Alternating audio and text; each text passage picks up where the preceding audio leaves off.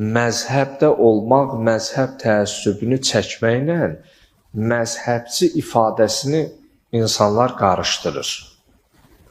Yəni, bir məzhəbə mənsub olmaq, bir məzhəbə uyğun olaraq onun görüşlərinə, baxışlarına uyğun olaraq hərəkət etmək məzhəbçilik anlamına gəlmir.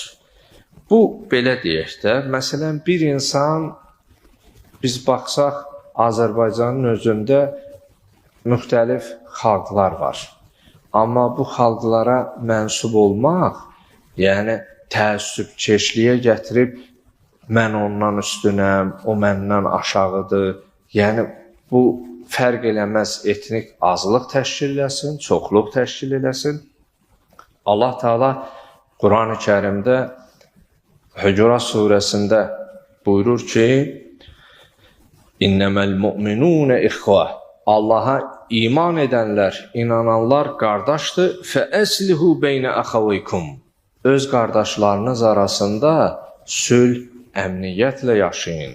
Nifaq içərisində yaşamayın.